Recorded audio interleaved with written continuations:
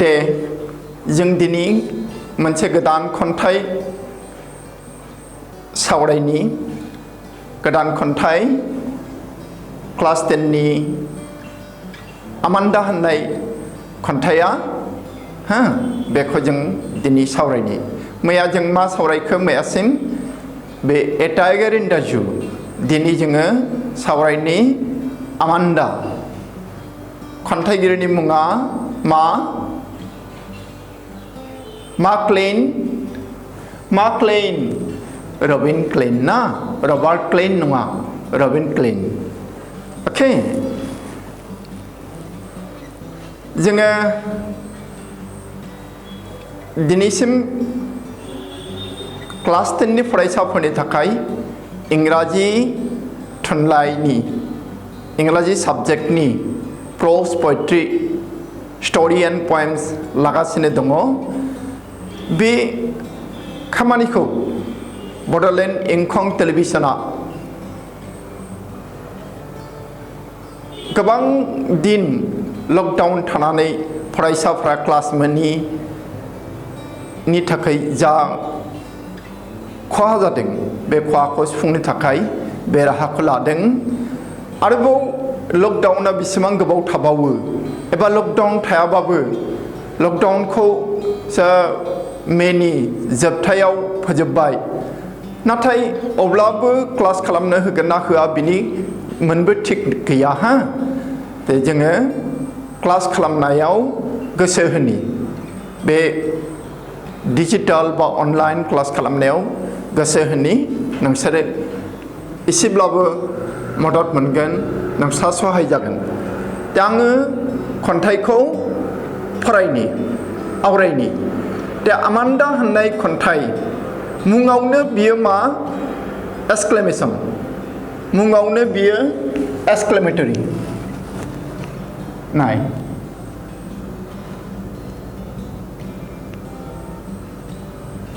मुङानो बिना एक्सक्लेमेशन दे मुङानो बिना exclamation Don't bite your nails, Amanda.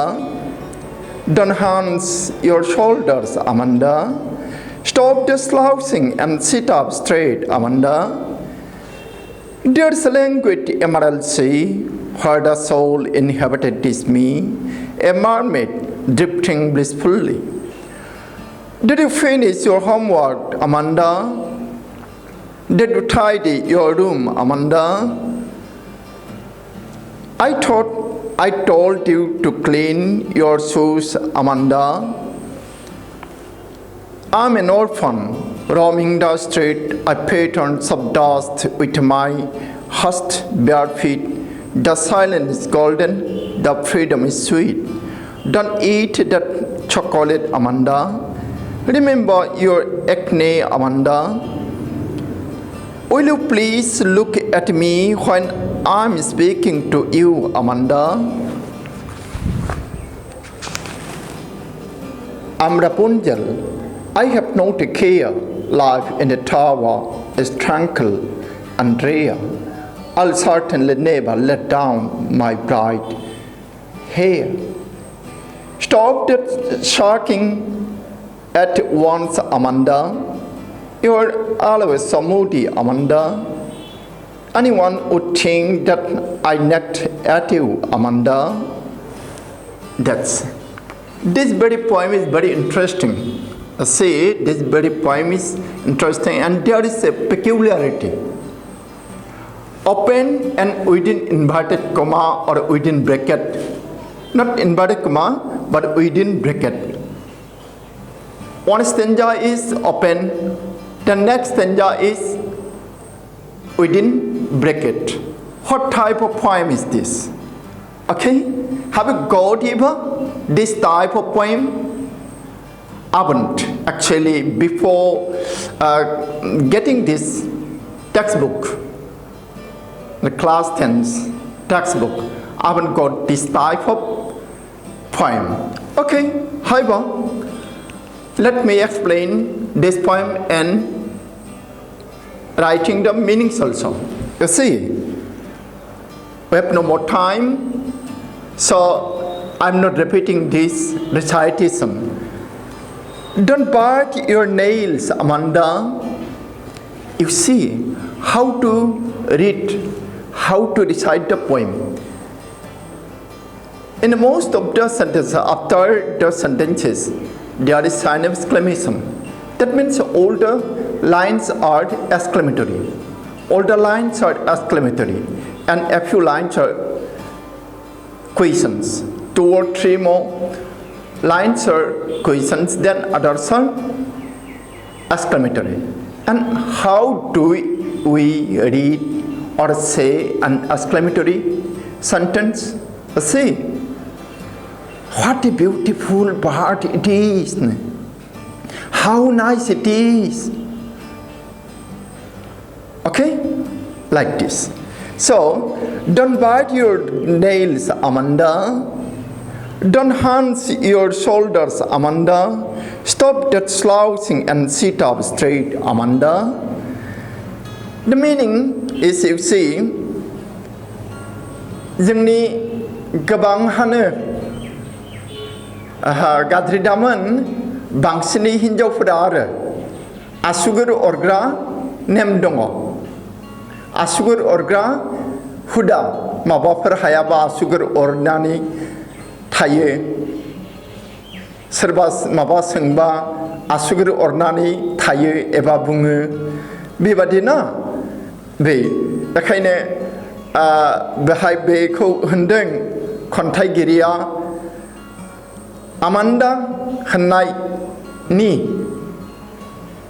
बिमा बा बिफा जानानै बुंनाय जादों Don't bite your nails अनजालु फरायसाफोर बे next line Stop the slouching and sit up straight Amanda जे जों गोबाङानो मा खालामो गाज्रि हुदायै जिरायो गाज्रि हुदा खालामनानै आरो माबायदि थोंगोर ज'आ हलासिनो गेद्दा जानानै जयो गंनानै जयो खुजा जानानै जयो नङाबा एसे फायख्रब जानानै जयो जिरायो बेनिखायनो आमान्दानि बिमा एबा बिफाया बुंदों Sit up straight आमान्दा दा थोंगोरै थोंजों ज'आबा मा जायो मिथिबायना सिङा गेद्दा जायो सिं गेद्दा जायोबा जोंनि मेमरि पावारफ्रा लस जायो ब्रेननि थाखाय बेयो मोजां नङा ब्रेनखौ डाल खालामो जों बेनिखायनो थोंगोर जनांगौ थोंगोर जना फरायनांगौ थोंगोर जनाया जोंनो जोबोद बानजायनाय होयो जोबोद मोजां बियो जोंनि मेमरि पावारा बांगोन साननो हानाय क्षमतायाबो बाङो बेखायनो जोङो थोंगोर जनांगौ बिनि उनाव जि स्टेन्जा बेखौ आं फरायनोसै There's a language emerald sea where the soul inhabitants me a mermaid drifting blissfully बाहाय मासे जिरायनाय एबा गहेलै थानाय आरामसे थानाय बे अबाव थादों सना मुकुता हिरा मुकुताजों मणि मुकुताजों बुंफबनाय लैथोआव Where the soul inhabits me जि लैथोनि थागिरिया आं हारसिं A mermaid सोर बियो मासे mermaid drifting blissfully a mermaid drifting blissfully सोर बै लैथोनि मणि मुकुताजों बुंफबनाय दिन्दां हारसिं थागिबिया बे जाबाय मासे एमारेल्ड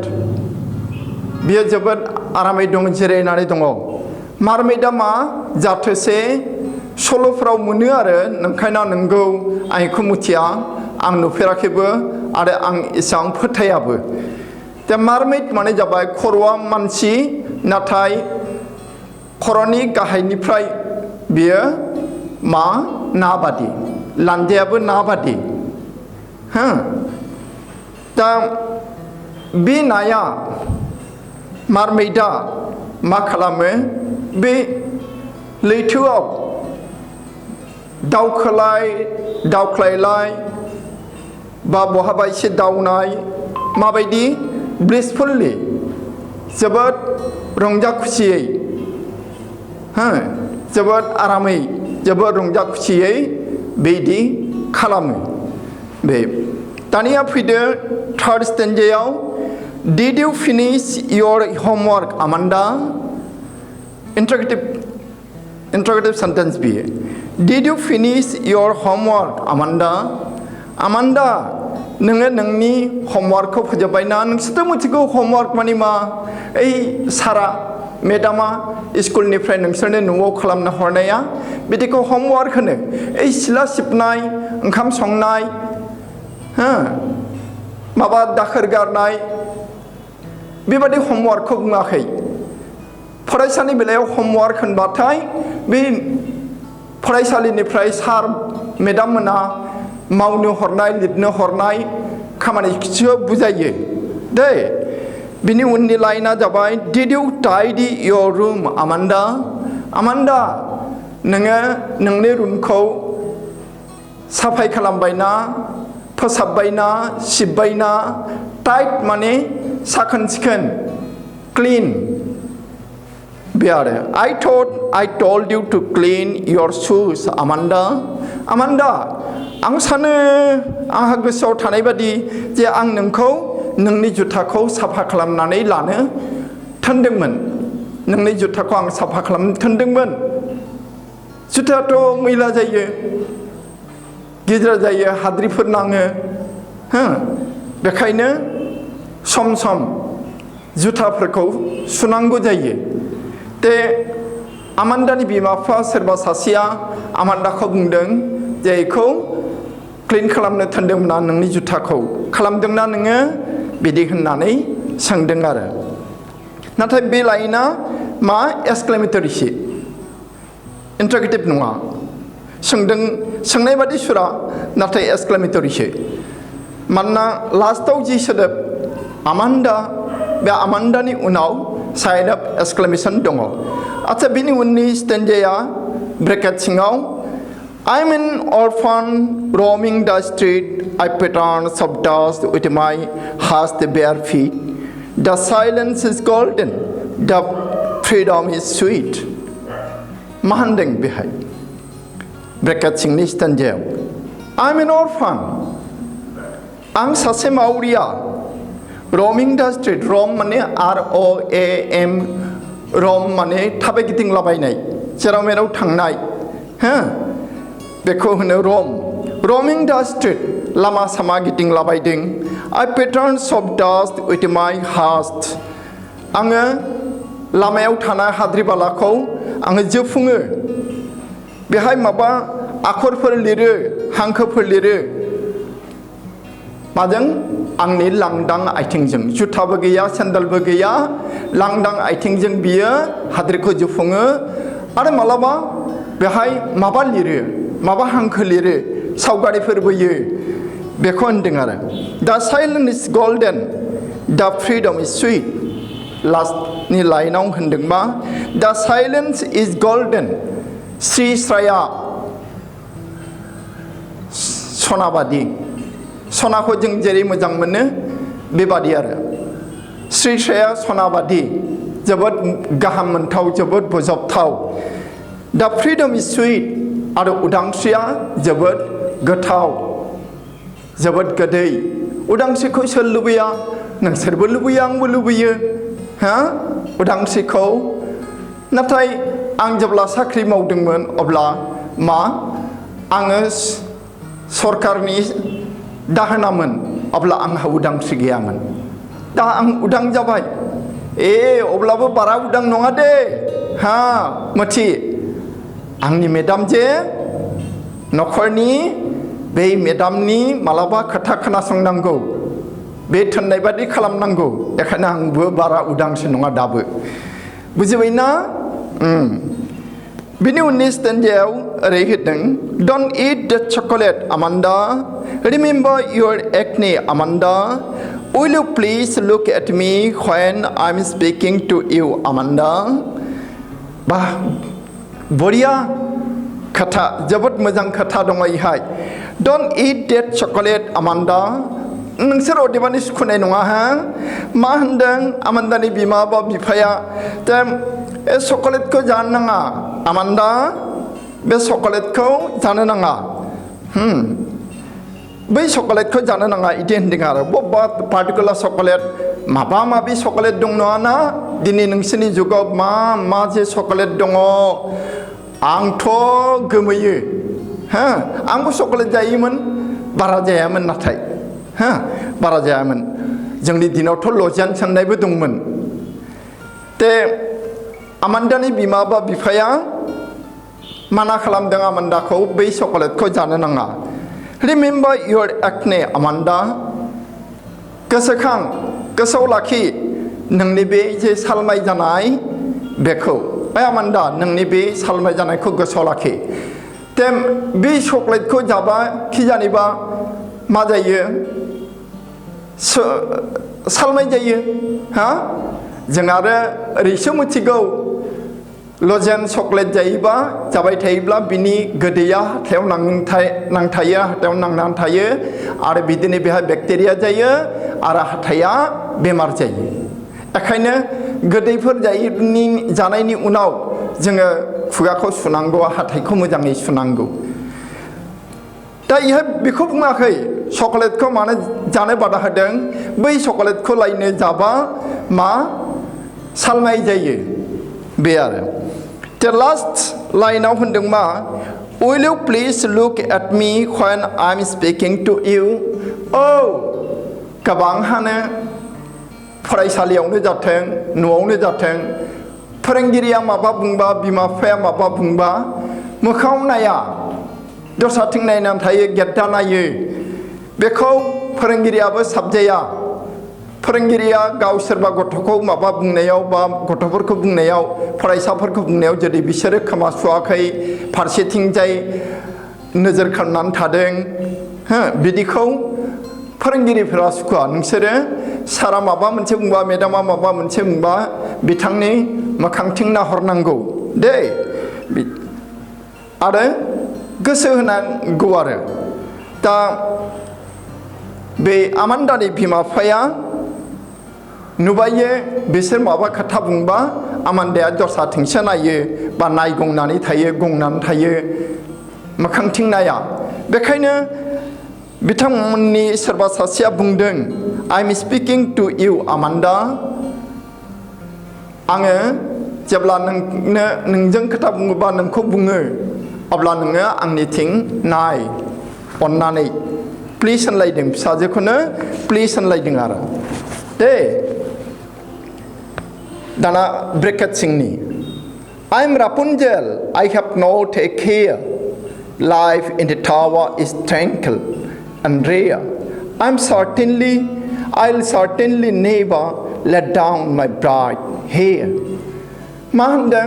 आङो रापुनजेल मोनसे सल' दं दे रापुनजेल मानसि नङा गांसे गोजौ जाहारबारियाव माने बाथा थारायफोर गांसे थोरि गांसेफोर बादिनि खोथासो बियो I'm Rapunzel I have no take care आंखौ जोथोन खालामग्रा रावबो गैया I don't care होनाखै आंखौ जोथोन खालामग्रा रावबो गैया आं जोथोन खालामा I have no take care life in a tower is tranquil and rare बे टावाराव गोजौ जेन न'सा लुयो टावार बे टावाराव माबायदि ट्रेंकल एखेबारे स्रि स्राय गोथैसालि बादि आरो बिनि जि जिउ बै टावाराव थानाय मानसिनि जिउ बियो स्रि स्राय आरो रेयार मोननो थाङा I'll certainly never let down my bright hair बेलायनो गावनि खानायखौ माब्लाबाबो लेमहोआ गंहोआ हो आरो बिनि खानाया मा गोजों सोरबालाय आजिखालि बिदि आगोलावबो दङ खानायखौ जायला लायो हो आरो नोंसोरो माबा माबि फोननानै जे ओइ माखासे फरायसाफोरखौ हौवासाफोरखौ सेंग्राफोरखौ खानाय थिया थिया खालामनाय नुयो बे आरो बेखौ मोजां मोनो गोबाङा खानाय थिया खालामनानै लानो मोजां मोनो सेंग्राफोरा हिन्जावफोरा नङा नामा हो बे ते आमान्दाया बुंदों गावनि बे थोंगोर खानायखौ बे फेलेमनो गोसो गैया स्टप दैट साल्किं एट वान्स आमान्दा बुंबाय ओइ आमान्दा नोङो बिदि बेदें बुदुं बुंनायखौ खुगा सिङावनो माबा बुंनायखौ बन्द खालाम You are always so moody आमान्दा नों जेब्लायबो माबा रागानि बादि बा माबा साननाय बादि थायो मुदि जानानै थायो बोराबनाय बादि जानानै थायो Anyone would think that I nag at you सोरबाफोर साननो हागौ गोबाङा साननो हागौ जे आं नोंखौ सोंखारिदोंसो नोंखौ जेन रायदोंसो हा ते बिदि साननो हागौ गुबुना बेखायनो नोङो बिदि दा खालाम आंखौसो गाज्रि सानगोन इदि होनना बुंबाय आरो दाना फैदो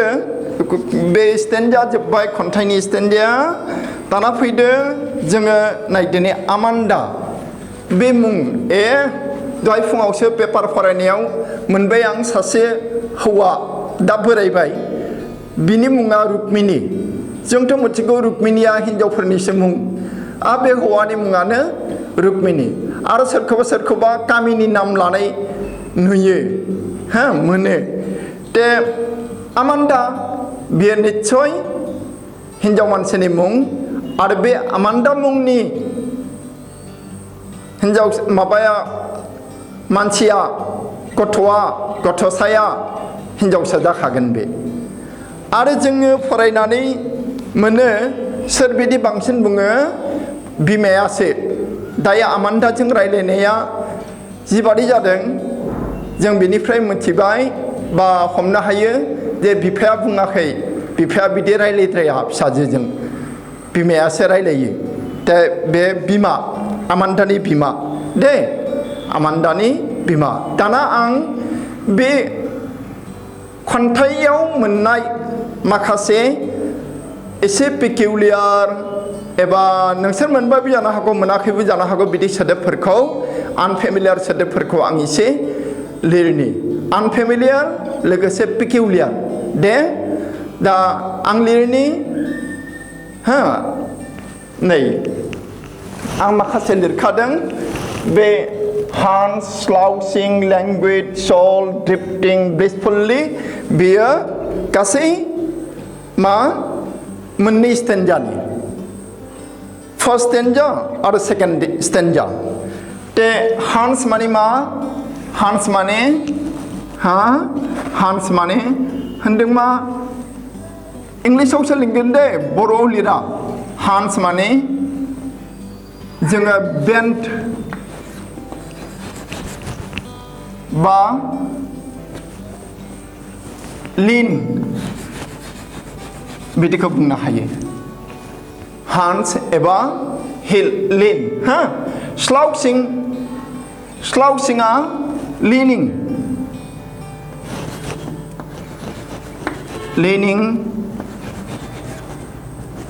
or carving sitting carefully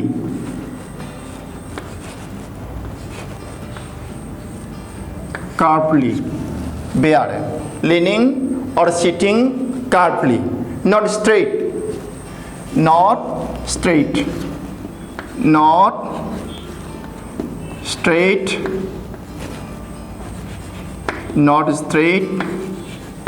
sitting आखरा फिसा जाबाय दे नोंसोर सिनायनो हागोन ना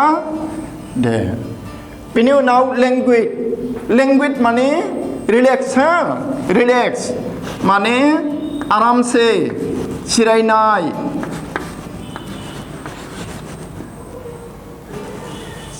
बे जनानैबो थानो हागौ ओरैनो एसे लावसार जानाय बादिबो जानो हागौ बे रिलेक्स आरो आंबो बा बिबार बारियाव एसे एनै थाबायदों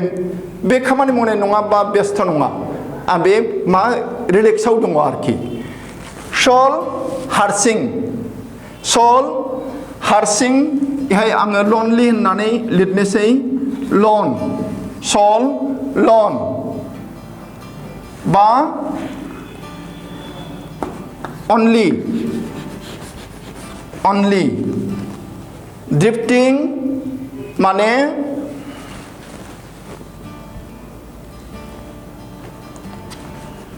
moving or swimming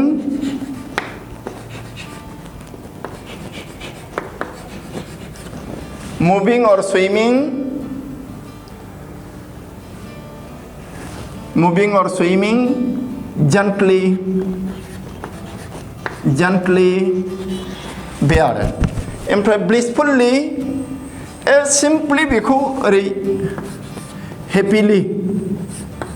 जों बेखौ बिदि होनानै लिरनो हायो happily blissfully happily बे आरो बे मोननै स्टेन्जा थांबाय এই मोननै स्टेन्जायाव नोंसोर नाय जाय स्टेन्जाया ब्रेकेट सिङाव गैया ओपन बियो मा आमान्दा बिमानि आरो जिखिनिया ब्रेकेट सिङाव बियो सोरनि आमान्दानि हा बेखौ बुजिनांगोन दे माबा बिदि खन्थाइ आं मोनफेराखैमोन बिमा बुंनाया मोनसे आरो फिसाजो बुंनाया आलादा मोनसे स्टेन्जा बरिया आरो ब्रेकेटआव दोनलायदों दा बिनि उननिया जाबाय थार्ड स्टेन्जायाव नोंसोरो एखे गासिबो माबाखौनो गोरलैखौनो मोनो कमन थेवबाबो लिरनोसै टाइडी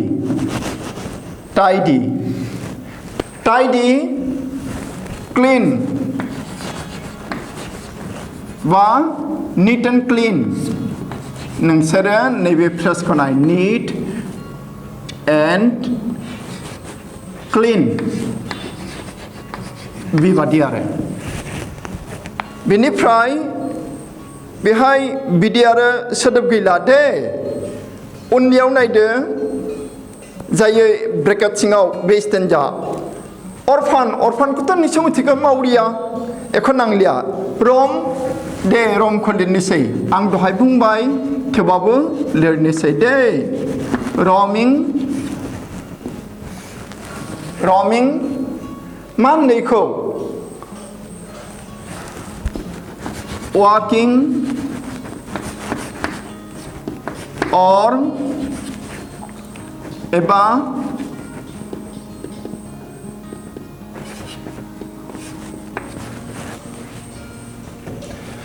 roaming बेनि मिनिंखौ जों walking एबा strolling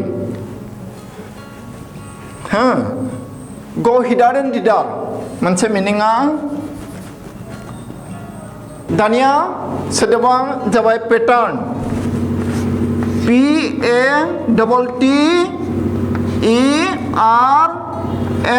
PATTERN पैटर्न माने ड्रयिं आरो माबायदि ड्रयिं और राइटिं ड्रयिं और writing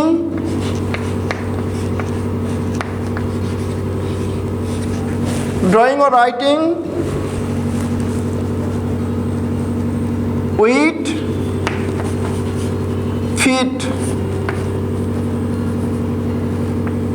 feet on soft dust এই সবখন নাংলাইলা dust on dust बे बिनि उनाव जोङो मोनो बेहाय आरो गोरा सोदोब गैला उननि स्टेन्जायाव फैदो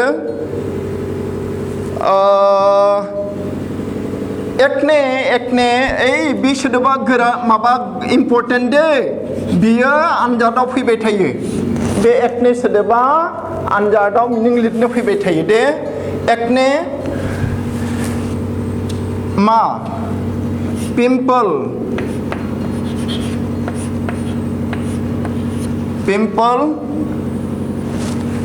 आं सिम्पलि पिम्पल होननानै बुंबाय सालमाय आरो दे पिम्पलल' लिरनानै दोनबाय आं एसे गोलाव लिरबावनांगौमोन नांलिया बेखौ लिरलिया पिम्पल बा ए काइन्ड अफ स्किन डिजिज बे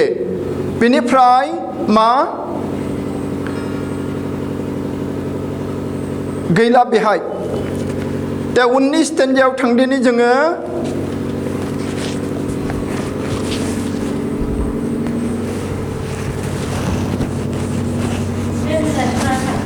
नंगौ लिरदिनि र' मोननैल' दे अके दानिया रापुनजेलखौ लिरलिया दे बिनि मिनिङा बिदि गैया ट्रेंकल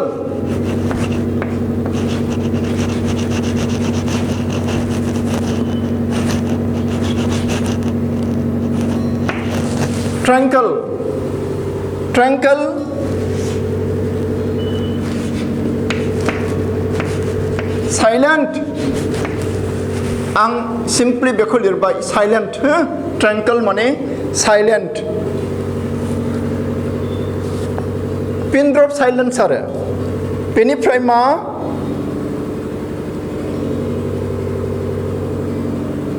बे गैला दानिया उननि स्टेन्जायाव दङ साल्किं ओइ जे बेदें बुदुं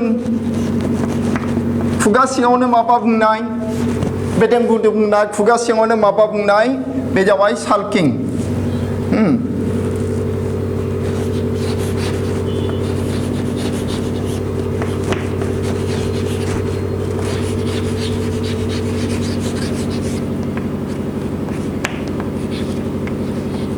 speaking something in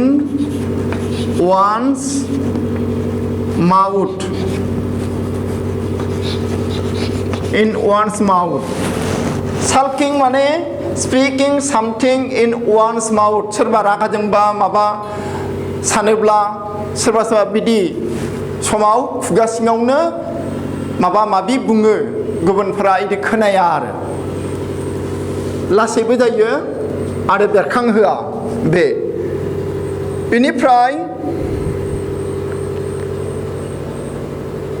नेक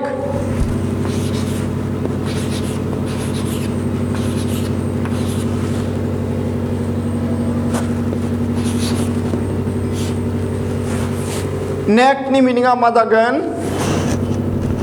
सोंखारिनाय जायो रायनाय जायो हा नेक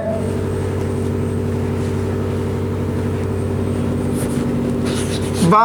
इंलिसाव abusing